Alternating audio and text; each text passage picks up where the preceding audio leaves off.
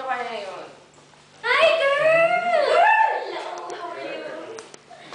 Ka dito. Oh, musta naman? 20 Ito, lang, okay ano? lang. 20 lang. Ikaw? Okay lang din. Oh, musta school? Ito, okay lang.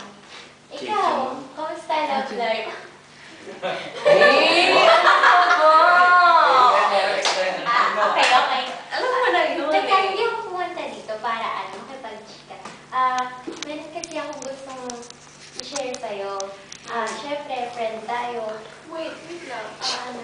Hindi pwedeng mamaya na lang yan. Hindi, importante ito. Dapat ngayon.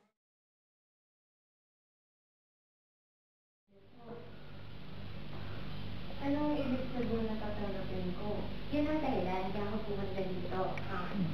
Eto, basahin natin yung Romans 3:10. Romans 3:10. Okay. As it is written, there is none righteous, no, not one. Ibig sabihin, walang upright sa ating lahat. Tayo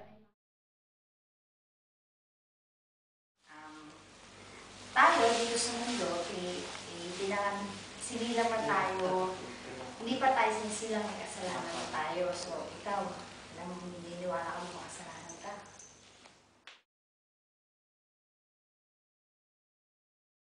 And fasten your seatbelts and remain seated. Thank you. Palabas! O yan na. Hi. Hello. How are you?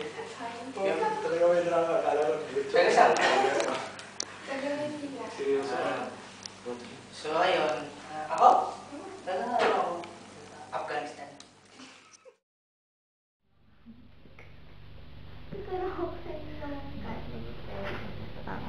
That's good. Okay. ano mo, makasalanan tayo lahat. Ano ba yan?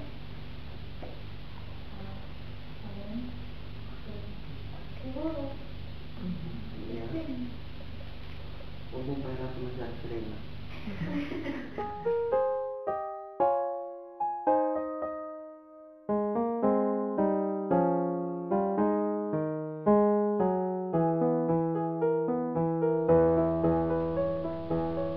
That is our theme for our activity tonight. Well,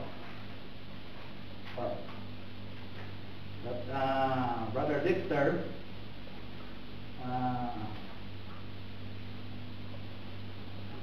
is the one who authored that theme. Well, and I pray to the Lord, what will be your message, Lord, for the youth in connection to our theme? And immediately the Holy Spirit showed this Matthew chapter 5 verse 13. Although the thought is an acronym, stand for share a little testimony. Pa kayo ha? Hope you have pen with you. Because you know, when I was a new believer, I used to have pen.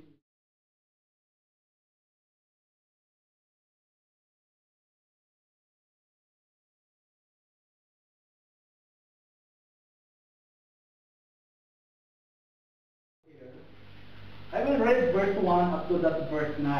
Okay? Just follow me with your eyes. Okay? Are you there? Verse 1. After these things, Jesus went over the sea of Galilee, which is the sea of Tiberias. And the great multitude followed him because they saw his miracles. Notice that word.